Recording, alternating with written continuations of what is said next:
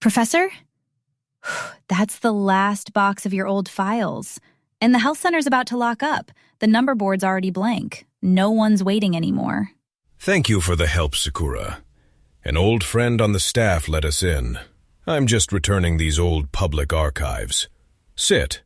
I know this bench's squeak. Mom brought me here as a kid. A brown envelope would slide across the counter. You remember what was inside? My dental results. 1 year, a red circle, 1 cavity. I cried the whole way home. These days, that envelope comes back clean.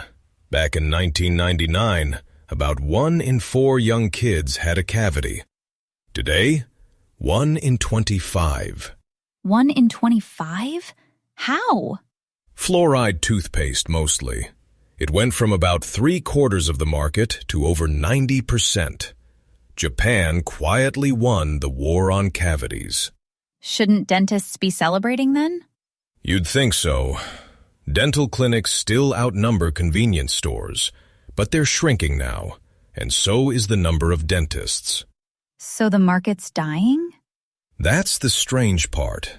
Dentists just had their best year ever. Over 1 trillion yen in revenue, about $6.4 billion. And their worst, 26 bankruptcies, the most in a decade. So the tide's rising, but some boats have holes. Beautifully put. Clinics that moved from drilling to protecting are thriving. The ones waiting for cavities are sinking. But prevention only works if people show up before it hurts. Do they? Sharp question. Almost half of adults still call a dentist a place you go when it hurts. Guilty. I keep postponing mine. Not scared, just busy. You just quoted the survey. Fear is only about 1 in 10. The biggest barrier is going is a hassle. So the enemy isn't the drill, it's the calendar. Exactly. More than 8 in 10 say they'd go if a checkup stayed under $20. And look at this. A newsletter about a small IT firm that pays for staff dental visits during work hours. During work hours? And the company pays? 900 visits from a team of 20 in under 4 years. Remove the 2 walls, money and time, and people just go. Now for the harder half. Who does all this preventing? On paper, Japan has over 320,000 licensed dental hygienists. In practice, fewer than half are working. So the licenses just sit in drawers?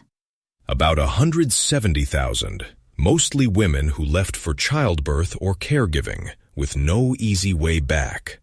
And denture craftsmen are aging out too. Then who makes the teeth? 3D printers, increasingly. A denture in about 5 hours, half the usual time. And for those who can't reach a clinic, there's a dental van, scanner and printer on wheels. One rural woman chewed through pain for years. Her reason? The dentist is just far. That's heartbreaking. Not the disease, the distance. The founder's father made dentures for 45 years. When he finally got a set that fit, he could eat again, right to the end. Life is eating, his son says. So what happens to this place? These counters, these envelopes? They're about to get busy. See the notice by the counter? From 2027, Japan plans dental checkups for everyone. Gum checks every 5 years instead of 10, plus a yearly saliva test. Gum disease? Not cavities? It's now the top reason adults lose teeth. Silent, often starting in your 30s. The cavity war is over. The gum war is next. A battle you can't even feel.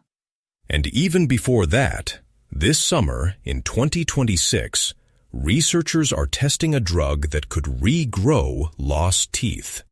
Wait, regrow? Like a 3rd set of teeth? It starts with children born without certain teeth, aiming for launch around 2030. Now look at this counter, Sakura. Your envelope told you what was already broken. And the next one won't say what I broke. It'll say what I get to keep. That's the industry in one sentence. The winners won't fix pain. They'll be the clinics you keep visiting before anything hurts. Not a painless dentist. One you go to without thinking. Green teas on me before they lock up. Your reward for a clean checkup. I haven't gone yet, Professor. Then that's your homework. Come back and tell me what you get to keep. You've been listening to Narrative Japan. Until next time, stay curious and keep listening for the whispers beneath Japan's economy.